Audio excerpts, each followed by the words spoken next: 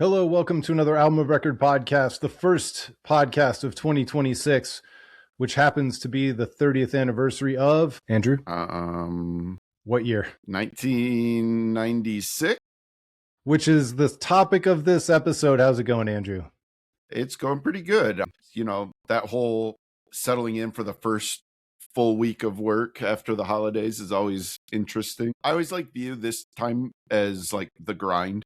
You get like all those holidays at the end of the year, and then you have this stretch from New Year's to Memorial Day, because like our office doesn't observe bank holidays. So, you know, we got this like 5-month stretch of no days off until Memorial Day. So this is the grind. You got to get through these next 5 months. You guys are a bunch of hustle bros, rise and grind. Yeah, exactly. But you know, had a pretty okay holiday season. I managed to get the flu the week of Christmas, which was not fun, but thankfully I was healthy enough on Christmas Day to celebrate with family. And yeah, how was your holidays? Very good. I'm fortunate enough because my brother and I own our own company that I can work from wherever I want, and I can be a little bit flexible with my schedule. So we did the entire second week from Naples, Florida with my family. I was able to run outside, there. They were complaining about the weather because it was like 65 or 66 degrees, and Yeah. I wasn't hearing it. I wasn't Yep. hearing it. Yep. And honestly, I'm taking another long weekend in February because living where we live in Ohio, I'm in Cleveland, you're in Columbus. It's just the winter is just too long not to steal a couple days here and there if you can pull it off. And I'm lucky enough that I can pull it off. So There you go. I made the mistake of not doing it last year, and I'm not making the mistake again this year. So that's your New Year's resolution to get some more warm days in? Are you a resolution guy? I actually don't know. So I'm not historically. I kind of feel like New Year's resolutions are arbitrary. You can make a change at any point in the year. But to be honest with you, for me personally, 2025 was really, really shitty. Even without any specific resolutions, there's something about turning the page on a year that just felt bad. And Yeah. so I'm really, really looking forward to turning the page. It's like there's something kind of ceremonial about it so I don't have any specific resolutions, but I'm going to do a lot of things differently in 2025 or 2026. Yeah. I listened to the Freakonomics podcast quite a bit, and they did a re-release, an updated episode of a New Year's resolution one, and they talked about this like fresh start protocol, that like this idea that, you know, people are more prone to make change when they feel that there's a fresh start in some way. And it's not just New Year's, it can be like birthdays, anniversaries, like, you know, sometimes a new month even, or a new week. And I think about that a lot of times. Like there's been so many times in my life where I've wanted to change something and it'll be like, well, next week I'll start, you know. So there's just something about that fresh start idea.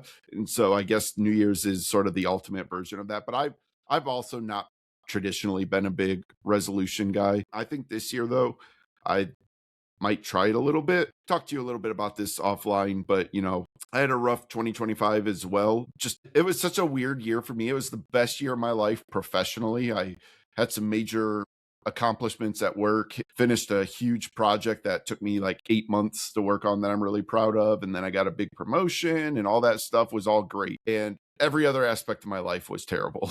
You know, just some personal things going on, and I had several pretty debilitating injuries that prevented me from my traditional workout schedule. And then you compensate for that by not eating as well as I'm accustomed to, and gained a lot of weight, and just in general not super happy about a lot of things. So I was like, you know what, this year I am going to use it. And so I'm back on tracking my calories, hoping to start easing my way back into regular workouts and all that good stuff. Yeah, well, and to your point about, or even to my point about it being arbitrary, I haven't talked about this on the podcast. You obviously know, but I made the decision, no rock bottoms or anything, but I made the decision to take a break from alcohol, and I haven't drank since July. And Yeah. so, I don't know that I'm done drinking forever, but there's been no downside to it so far. And I'm kind of riding it. And if I do come back, there will be a lot of strict rules and protocols, and I will figure out how and if I ever want to do that again. But Yeah. so, Do I'm you kind of carrying that streak into 2026, which feels pretty good. Dry January is going to be a breeze for me. yeah. What about musically? You have any musical New Year's resolutions? Yeah. I'm just continuing the trend of what I did in the second half of 2025 by going to every show I could possibly go to and trying. For me, live music is like the great rebalancing. And I went obviously through a streak during the pandemic where I couldn't see anything. And then after the pandemic, I saw absolutely everything for probably 18 months.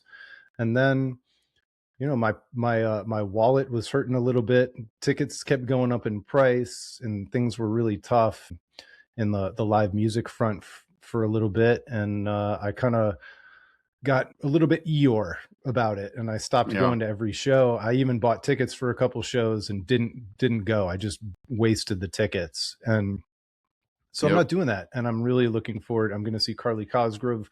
I'm going to see Agriculture.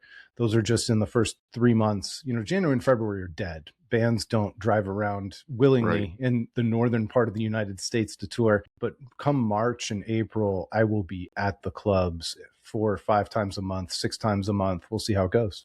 Yeah. I I talked about this when I went and saw Turnstile on my birthday, that I went to a show by myself for the first time. Which is And shocking to me, by the way.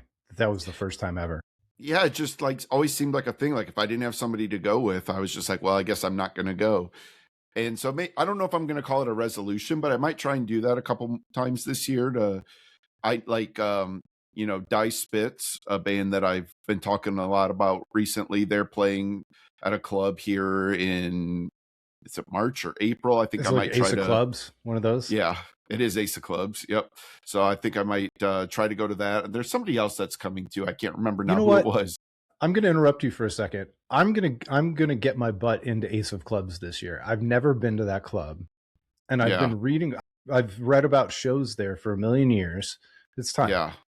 They get a lot of those like sort of up and coming kind of type bands that, aren't going to play Kemba or Newport, for anybody who's familiar with those venues, the The bigger. small theaters, yeah. Yeah, yeah. So yeah, I might try and get a couple of those. Last year I had made my musical resolution that I wasn't going to listen to Pearl Jam on Spotify. I wanted somebody else to be my number one artist on Spotify Wrapped. So this year, my goal is to listen to as much Pearl Jam on Spotify as I can. No, That's kind of but fun.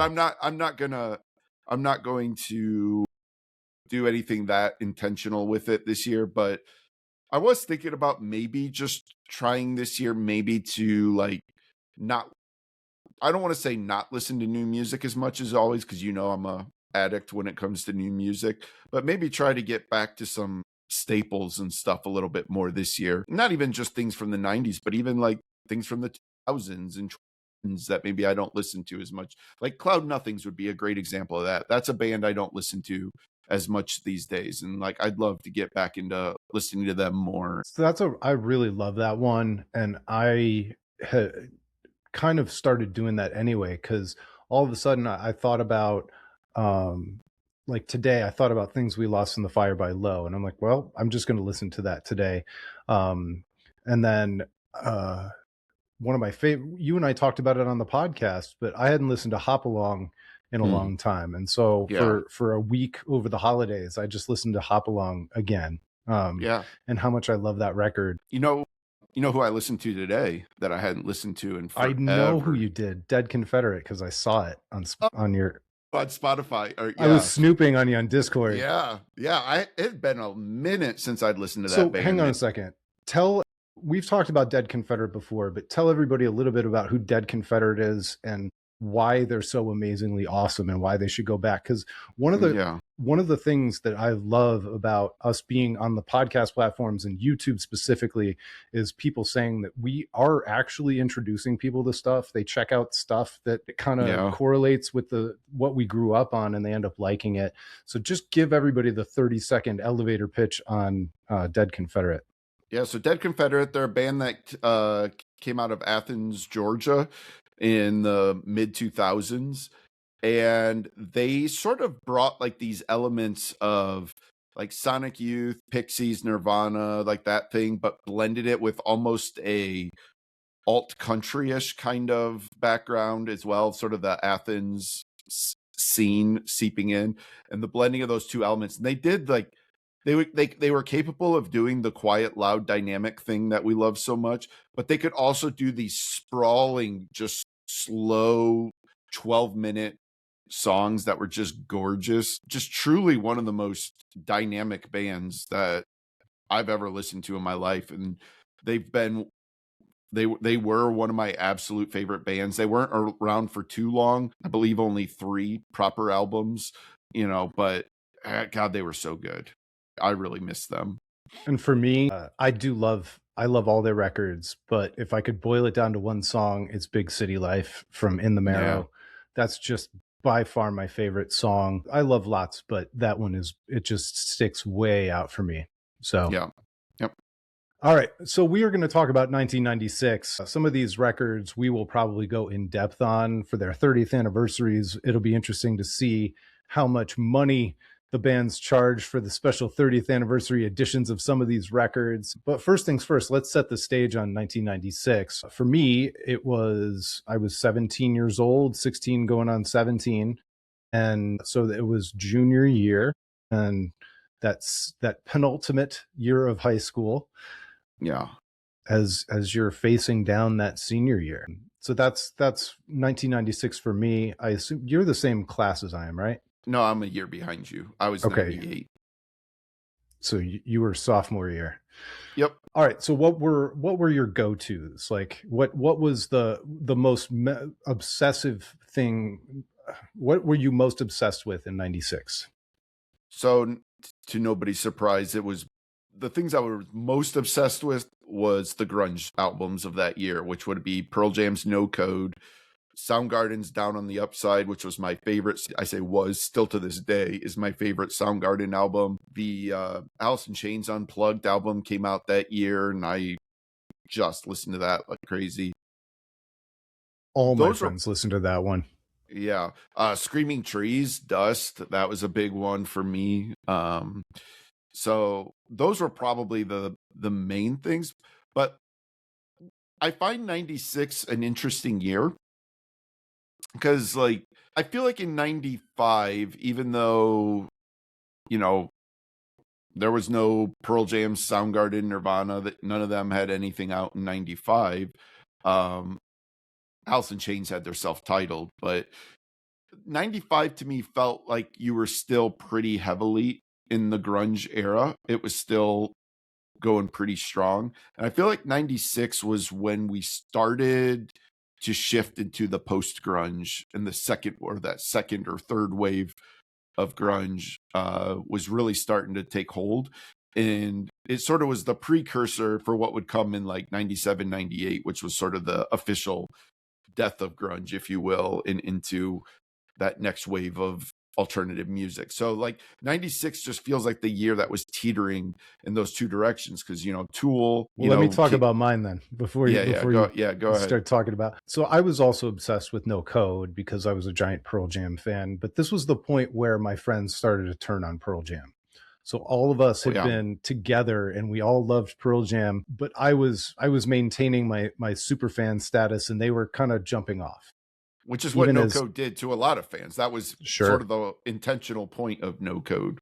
But it was interesting to see that directly in my friend group. The kids I played music with, we played in garages and I played drums at the time and sang a little bit and did all those things. And yeah, they were just done with Pearl Jam at that point. I was disappointed. I liked Down on the Upside, but I was disappointed in the time. I didn't love it. I just didn't Okay. fall in love with it. It felt like too much of a departure to me at the time. But just by the way, it's one of my favorite albums of all time now. So I came Yeah. around later, but I'm Yeah. just going back to where I was as a weird 17-year-old. And This I is don't think when that was outside of like Down on the Upside was not like immediately received to rave reviews. It really wasn't. I always felt like I was a bit of a apologist, like sticking up for it because I loved it so much. it's kind of And a no so code many move.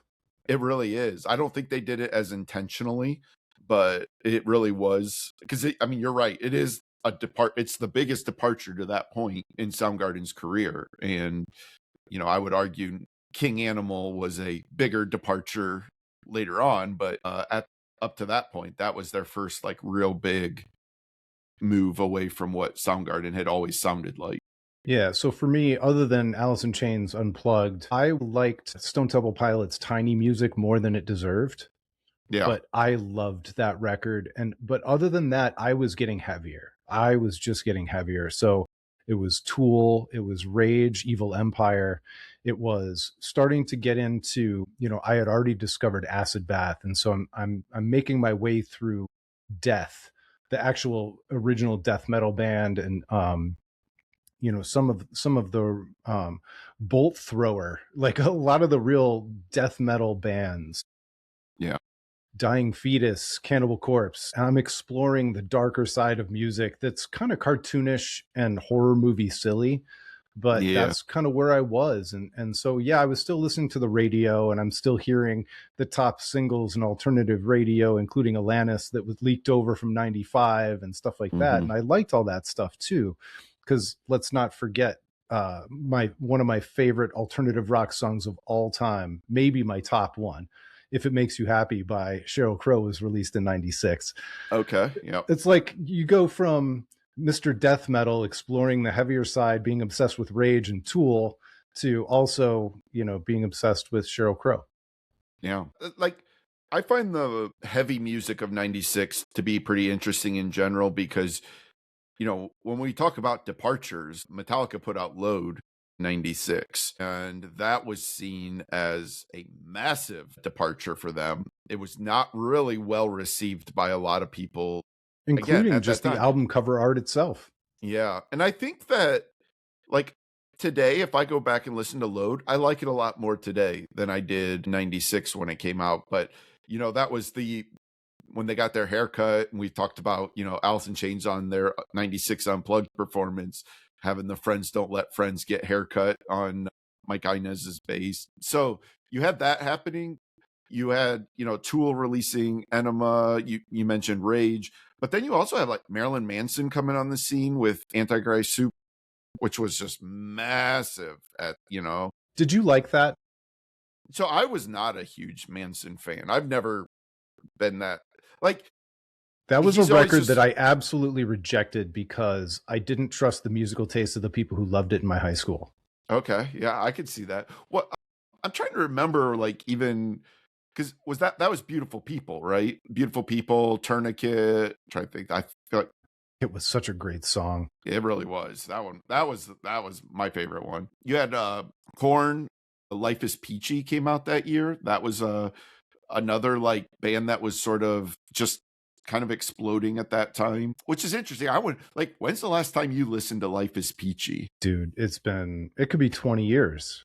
Yeah, it has been quite a while, but and then you had Pantera, Great Southern Trendkill. That was a big one for me that year. That was probably my favorite heavy album of that year. I forgot about Roots by Sepultura. It was Yeah, one yep, of my that was favorite huge. metal albums of all time. Yeah, that one was absolutely huge. So But I'm talk trying about a to. weird year, man. Because like at the same time, I'm looking. You had REM, New Adventures in Hi-Fi, Fiona Apple with Tidal, Beck Odelay. Like Beck Odelay was one of the biggest records of the year. Yeah, And then at some point, you and I will talk about Pinkerton by Weezer. that I think that's sort of the underbelly of that I was talking about, that shift from grunge and second wave grunge, post grunge, whatever you want to call it.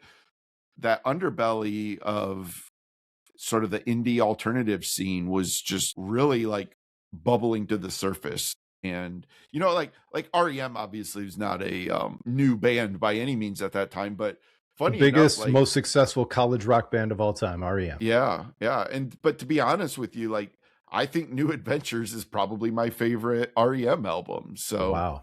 yeah. So there's just I I'll don't know, there was never get past Monster. yeah, Monster was great, but I don't know. Like I would love sometime I should try to rank my REM We should do favorite a REM whole albums. REM episode. Yeah, wait, And yeah, that would I'll require me to dive back into some of the early stuff that I never really gave attention to.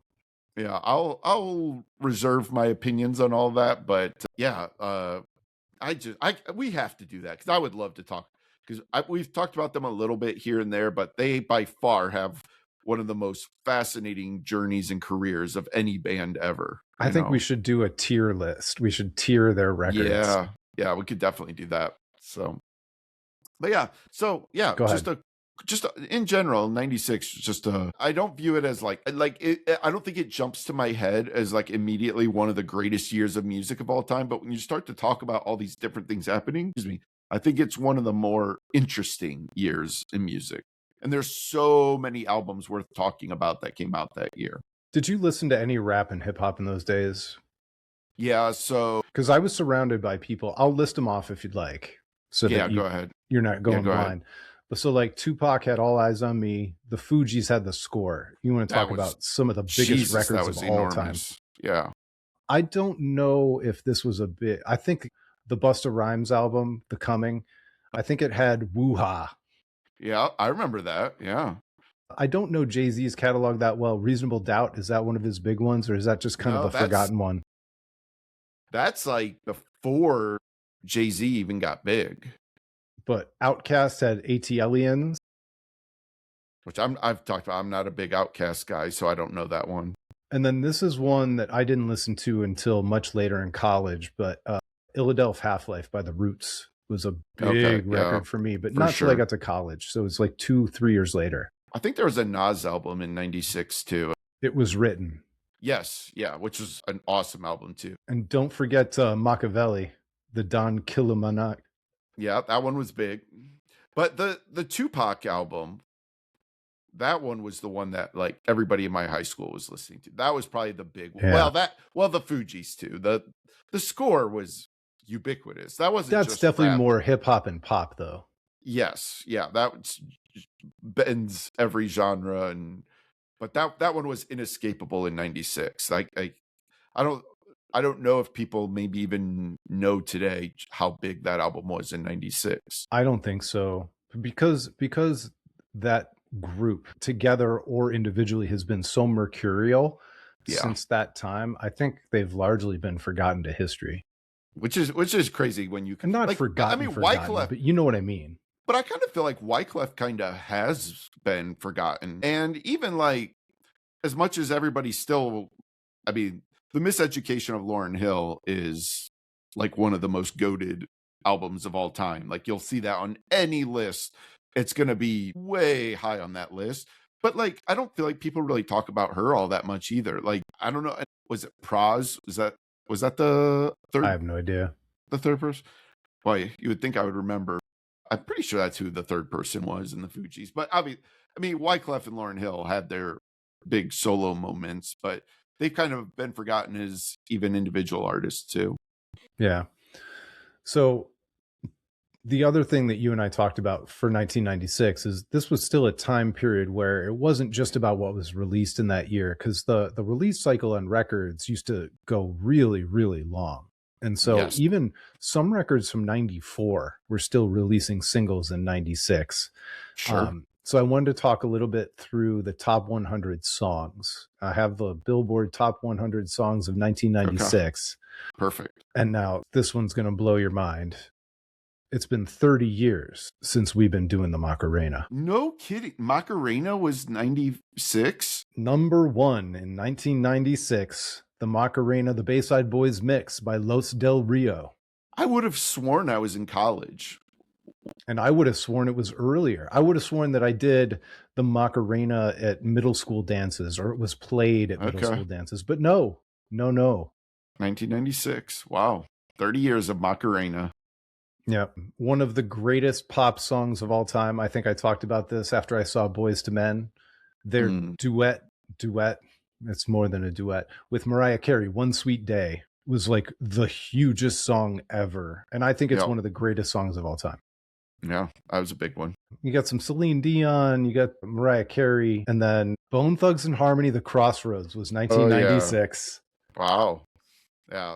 That was probably a bigger one, I bet, for you in Cleveland than it was for me in rural Northwest Ohio. But it was also, it just shows how much of a crossover that song had, that it finished number 7 on the year.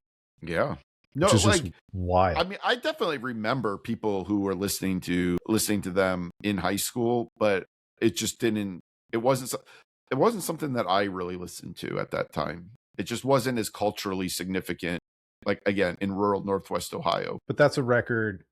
East 1999 Eternal came out in 1995 in July. And so now you're like a whole year later. Sure. Well, The Crossroads came out April of 1996. So, okay. All right. What else we got? It's so funny that something could finish number 8, and I don't know who Donna Lewis is. I Love You Always Forever, Donna Lewis. I have no idea who that is. I bet we would know it if we heard it. Maybe. This one's going to make you giggle. At number 11, Come On Ride It, parentheses, The Train, Quad City DJs. God, man. Now that's one I would have thought was earlier than 96. Me too. And maybe it was, and maybe it just charted in 96 as well. That could be. And now we're getting into some stuff that we know. Ironic by Alanis Morissette, still charting in 96. Yep. Follow You Down, Gin Blossoms. Yeah. Then you got some Brandy, some Celine Dion, Eric Clapton, Change the World. You remember Change the World? Sure. God, this was like a dance club hit. La Bouche, Be My Lover. You would know, this is one you would know if you heard it. I feel like I would know it if I heard it, yeah. And you would never want to hear it again. You'd be like, oh God, I can't believe that one again. Name by the Goo Goo Dolls, number 24. God, what a great song. I fell in love with that song. All right, Smash or Trash. Who Will Save Your Soul, Jewel? Are you smashing or trashing Jewel? I'm going to smash. Yeah, me too. I liked the song. I love that record. She got so much criticism, and I never understood it. I don't know. I thought it was a good song. Yeah, me too. Well, I like that record. Yeah. There was a couple songs on that record. Yeah. One of the biggest one-hit wonders of the entire 90s, Counting Blue Cars by Dishwalla. Yeah. That was one I never cared for, but boy, that song was big. I thought it was a good song. I didn't like it as much as it got played. It was bananas. Yeah. You Learn by Alanis Morissette, showing up again. Yep. All right, this one. I have a story about this song. One of Us by Joan Osborne. Oh, yeah. So this is just a funny. By the way, I would have thought that this was earlier than 96. I know, right? And maybe it was. I don't even know what year it was. Maybe you can look it up while I'm telling the story. So I'm now old enough to drive. And so I'm hanging out with my friends, and we don't have anything to do. We never have anything to do. And so Pizzeria Uno still existed in those days, and there was one in Mentor, Ohio. And so my friends and I, we decided after having dinner with our families, we should have second dinner. And so we drove to Pizzeria Uno in Mentor, and we sat down and we were ordering our pizzas. We were nearly the only ones in the place. There was maybe one other table and then just the staff. And my good buddy Dan is just one of the funniest people I've ever met. And so he goes to the bathroom, and when he comes back, he just sits down, and we're waiting for our food and we're talking and whatever else. And all of a sudden we realize, like, One of Us by Joan Osborne has played for the third time in a row. He loaded like $10 into the jukebox, which was a lot of money in those days, and he played One of Us by Joan Osborne on a loop for like 45 minutes to an hour. And by the end of the song, you could see like everybody kind of the staff all looking up, wondering if it was coming again. And then if you listen to that song the opening notes on the guitar are so distinctive, and it was just like, Yeah. not again, and we were just dying. But yeah, so it was like a Chinese water torture with One of Us by Joan Osborne. That's a commitment to the bit too, because in those days you had to manually punch it in too. You couldn't just do it from an app on your phone. And we had to sit there and listen to it as well. Yeah. Bellish was the name of the album that came out March 21st, 1995. So Okay. this was charting again pretty much a whole year after the album came out. So Man, that's crazy. Yeah. All right, where was I? Natalie Merchant, post 10,000 Maniacs, Wonder. Sure. This is another 95 record, but all the singles came out in 96. One of the biggest songs, this must have charted previously. This must have been second, third wave. Gangsta's Paradise by Coolio. Oh, wow. Finished the year at 33. So Gangsta's Paradise, Higher Learning. Wasn't that in a movie? Yeah. I think that probably got, so it got like that movie kick, I bet. Because I bet you that came out quite a bit earlier. That was released in 95. The record was on Fantastic Voyage. No, that was the B-side. Gangsta's Paradise came out, was released August of 95. So it was still charting in 96. Yeah. So, yeah. Well, the movie was Dangerous Minds with Michelle Pfeiffer. Fantastic Voyage was a good song too, by the way. It was. Yeah. Okay. Where was I? Man, we got some R. Kelly, some SWV Sisters with Voices. You remember them on MTV? Yeah. All right, another of the greatest one-hit wonders of the 90s. Breakfast at Tiffany's by Deep Blue Something. Yep. I didn't like it, but it was huge. Yep. I always grouped that very closely to Counting Blue Cars, because you had Deep Blue Something and Counting Blue Cars, and they were both like one-hit wonders at the same time. But what's interesting is I can always remember the band name Dishwalla. I could never remember Deep Blue Something. Exact same.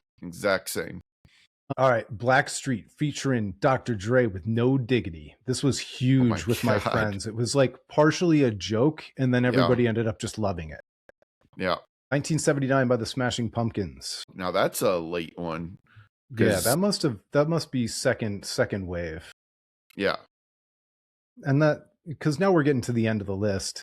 We're getting later in the list. So like Wonderwall's still charting. Dude, I kid you not. I literally just Googled Champagne Supernova because I was thinking I felt like Wonderwall felt like it was almost a 96 one. So I was like, well, maybe Champagne Supernova was the one, but okay. Yeah. So it was, I don't, the dates and times, but it's good for people to know like what was on the radio, what was playing in the grocery stores and the drug stores as we were walking around. This is interesting that this is backwards in my head. I thought Wonderwall was the first single and Champagne Supernova was second, but it's actually the other way around. So Champagne Supernova was the first single. Wonderwall was not until October of 95. And so I'm actually surprised that Wonderwall isn't higher on that list, considering it didn't come out till October. Yeah. But Hook, Blues Traveler. Wow. And Hook was released so much later than Runaround. Yeah. Just a Girl, No Doubt. That was a big one for me. I already said If It Makes You Happy, which was released in 96. Tragic Kingdom had to be 95 though, right? I thought it was 94. Tragic Kingdom feels like a 95 album to me. I take it you're looking it up right now. Yep. October 10th, 1995. So late 95. Yeah. All right. So there we are. So If It Makes You Happy. All right. Sophie B. Hawkins. Smash or Trash, Andrew? Was that the was that the Bitch song? No, she was As I Lay Me Down, but she did Damn, I Wish I Was Your Lover. That was her first big hit. That's right. Such a great song. Who did Bitch? It's on the tip of my tongue. I can't. Okay, I've got it. Are you Meredith still Brooks. guessing? Oh yeah. Meredith Brooks. I don't know what year was that song. Well, I already closed out, so I don't know. 1997. Oh, okay, so we got that next year we can talk about. Yeah, exactly. All right, we got another Natalie Merchant. Got some Melissa Etheridge, Tony Braxton, R. That Natalie Kelly. Merchant album, by the way, was really big in the indie scene. Was it really? Because I always felt it was too adult contemporary. I always felt a little bit lame for loving it. I don't know. I just remember the indie kids in my school listening to, like, always talking about Natalie Merchant, which I never liked. I didn't care for her, but All right, I'm just gonna hit 2 or 3 more here, because "Runaway" is one of my favorite Janet Jackson songs. oh, I thought you were gonna say Runaway Train, Yeah, no. Soul Asylum. Yeah, "Until It Sleeps," Metallica, cracks the Yeah, list. yeah. And then 96, "I Got Id," Pearl Jam. Okay. I was kinda surprised So, Merkenball made the list. especially Merkenball was 95, wasn't it? I think so. It had to have been 95 It was because it was in released between. December of 1995, so the very end of Okay. 1995, and it wasn't really supposed to be a single per se, I don't know but what it but the radio station started playing it around me. it was an interesting thing because I don't think we probably could have talked about Mirror Ball last year, the Neil Young album that Pearl Jam played on. And I know that this was like taken out of sessions for that. Like, I think the story is that like a couple of the guys were sick, and it was like Ed and Neil and maybe Jeff, and I don't know if Jack played on it. And they were just like putting something down on tape that they then decided to just release. That was I Got It and The Long Road were the two songs on Merkenball that they just decided to put out as a standalone single. All right, the tracks on Merkenball were recorded at the tail end of the Mirrorball sessions in February 1995. They were produced by Brett Eliason. Pearl Jam vocalist Eddie Brendan Vedder. O'Brien played on them, I think. Oh, sorry. Go ahead. Yeah, that's okay. Pearl Jam vocalist Eddie Vedder was not around much for the Mirrorball recording sessions due to what he called a pretty intense stalker problem. Leaving the house wasn't the easiest thing to do. Can you imagine like not recording an album with Neil Young because you can't leave your house because of stalkers? And again, this is like all the context for why No Code is what No Code is. So get this, Vedder wrote and performed vocals and guitar on the songs I Got Id and Long Road, which were omitted from Mirrorball because of legal complications between Epic Records and Reprise Records. The songs and the band name Pearl Jam were not allowed to be included on the full Mirrorball album, so they were released separately as a Pearl Jam single. And Neil Young contributed lead guitar to I Got Id and pump organ on Long Road. Yep. And you're right, Brendan O'Brien plays bass on I Got Id. Yeah, because I knew like I'm pretty sure like the other guys in Pearl Jam were actually sick or something, and they couldn't. And like it was like Ed's time to do something with Uncle Neil. So we found a way to make it a Pearl Jam podcast. Make it about Pearl Jam. You get in there and make it about Pearl Jam.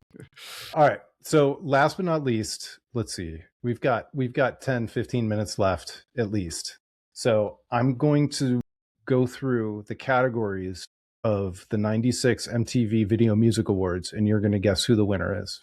Okay. All right. So I don't want to start. And I'm going to get all of these wrong, but I know, but it'll be fun. And it'll leave us to talk about other songs. Okay. Best Alternative Video.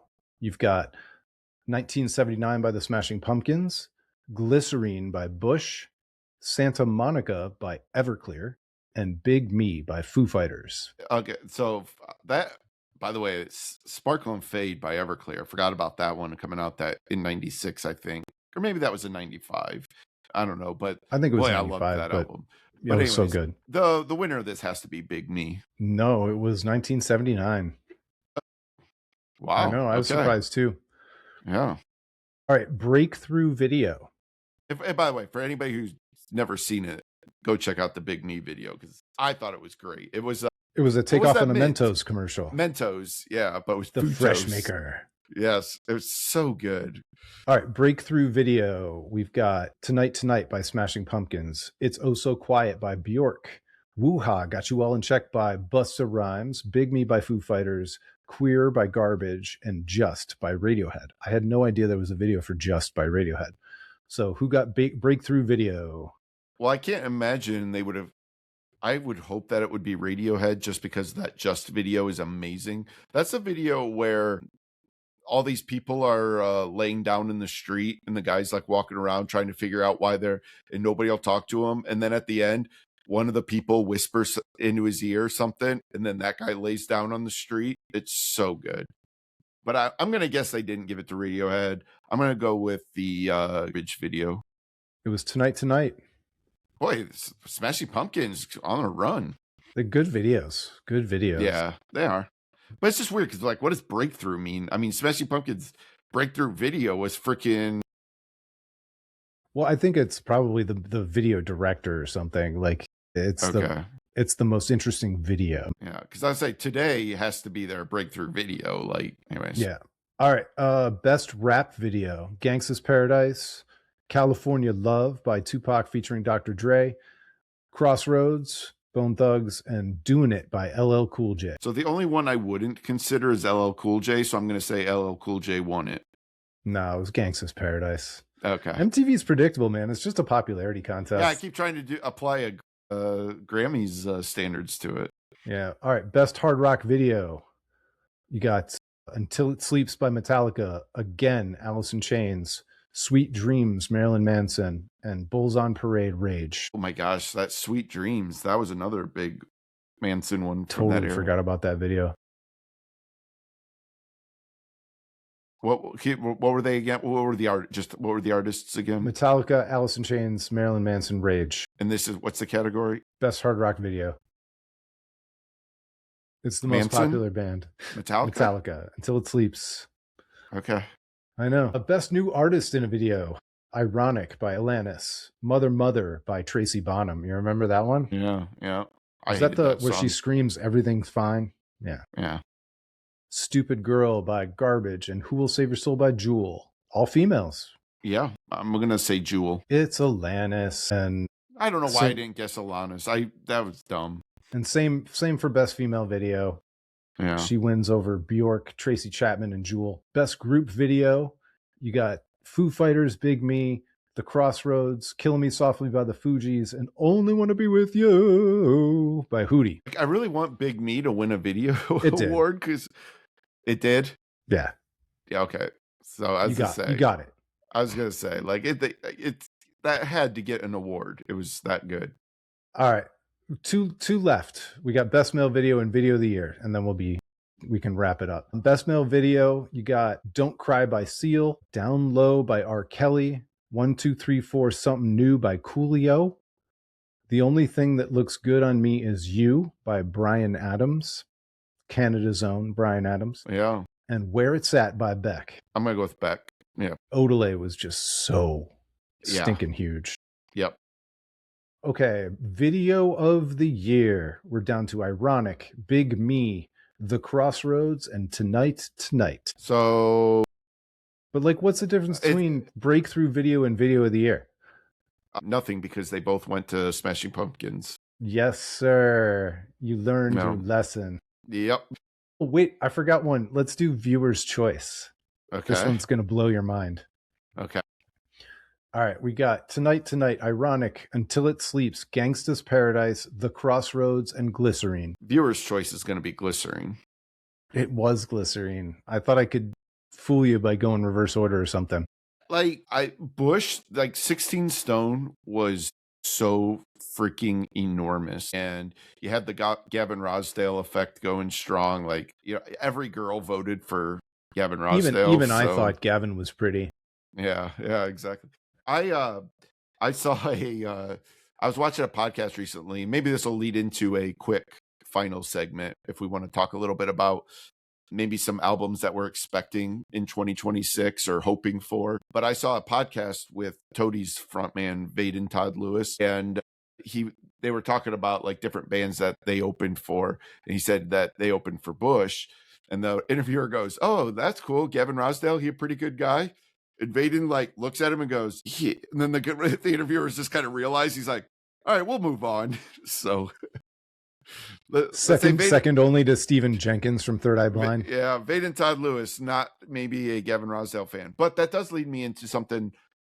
I'm really hoping that we're going to get this Toadies album this year in 2026. And I don't know how much you've heard about this. I don't think you probably follow them as closely as I do, but they recorded an album with Steve Albini right before he died. It may have been the last album he recorded before he died. I'm not sure. It was like that close. And it has yet to come out. When Albini passed away, I think that they felt that it would be in poor taste to release it right away, kind of like it would look like they were trying to capitalize on his death. And so they held it. And then their label disbanded, that they were on Kirtland Records, and it disbanded. And so they have this album that Steve Albini did that is done, mixed, mastered, everything's done, but they don't have a label to put it out with. And so they're trying to figure out, they thought it was going to come out last year, but it made didn't. Stereogum's most anticipated records of 2025 list. Yeah. So this is in the ether, and people who have heard it have said that it is insanely good. Like, really, who thought we'd really be getting good. like necessary music from the Toadies in 2025 or 2026. Yeah. So that's a big one that I'm hoping that we'll get. I'm wearing my Holy Fawn sweatshirt. I'm hoping we're going to get their next album. I really would love to hear that this year. Trying to think what else. Anything you at the top of your mind that you're just kind of hopeful for? Manchester Orchestra. It's time. Good one. I'm ready for a new Manchester Orchestra record, and I'm sure that I'm almost positive something's coming. What year was Million Masks? Was it 24 or 23? I think it was 23. I really do. I don't think it was 24. I have to look it up. Because when we saw Whoa. Foxing. Okay. All right, this is why. All right, there was an EP after. Million Masks of God was 2021. Holy shit. Yeah, it is time then. But then they did The Valley of Vision was the 6-song EP that they did in 2023. Still, okay. But so they did release something in 2023. What year was it when we saw them when Foxing opened? It must have been 21 or 22. Man, that's crazy. Yeah, because all I was going to say is because Foxing hadn't played, they weren't playing any songs from Self-Titled. Well, think about it this way: we saw them on the Million Masks of God tour, and then the next summer they did an opening slot / co-headlining thing with Jimmy Eat World, and then this year they did some big shows with Incubus. Yeah. So they've been riding the big tours as an opener, which I'm so happy for them because their music should be friendly to Incubus fans and Jimmy Eat World fans. Yeah, that's a good one. There's a part of me that still is holding out hope for another Alice in Chains record, but we haven't really heard much in terms of updates to Sean Kinney's health, and so I don't think that we're going to see anything from them until he's healthy, and so I'm not as hopeful on that one. But yeah, I can't think of any others. I will say too, by the way, just real quick, 2026 is already loaded with some big albums that I'm excited that have been announced. All right, so this is the last thing we'll do. Hit me with ones. Well, first of all, this Friday we have a Zach Bryan album coming out already, which is kind of crazy, and I'm not as excited for it as I was the last couple albums, and I don't really know why. Maybe just some of the personal turmoil surrounding him. There's just a lot of noise surrounding Zach recently, but always excited for that. We've got the ASAP Rocky album finally coming here in 2 weeks. I'm going to listen to that one because my 15-and-a-half-year-old son is really looking forward to it. So I'll definitely check that one out so I can relate to the youths. Yeah. And then we've got Joyce Manor has a new album coming out, which it's always nice to have new Joyce Manor music. I read a tweet earlier today that was like, Joyce Manor will, on every record, will put out at least one song that's one of the best songs of all time. Yes, that's so true. And that might be overstating it a little bit. They're always good for one great song. Absolutely. Then the biggest ones that I'm looking forward to that have been announced so far are the Angel Dust album, which that's coming out in February. I'm so geeked for that one. What was the single that you and I were listening to recently? Yeah, oh my gosh. I know. I can't believe I don't remember the name of that song, and I'm making really great podcast here of me. It's all right. I'll look around and see if I can find it.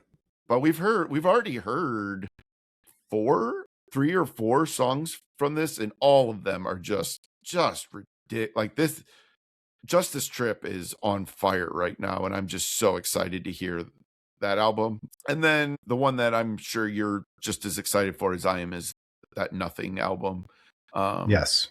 which also comes out in February. Tiger's Jaw. Tiger's Jaw, that's a good one. Also, and by the way, that I was going to give you the countdown on that record, but I don't see it. And now I'm Chalk Cans, a band that yeah, you and I and 10 of our closest friends all really love, and very excited. You know, I said that tongue in cheek, but this is one of those bands that just seems like they should be bigger and more popular than they are. But they've had some really good opening slots around Europe with bands that you and I love, and so maybe someday they'll kind of break through. Yeah, Tiger's Jaw comes out at the end of March 27th. Okay. Yeah, Lost on You.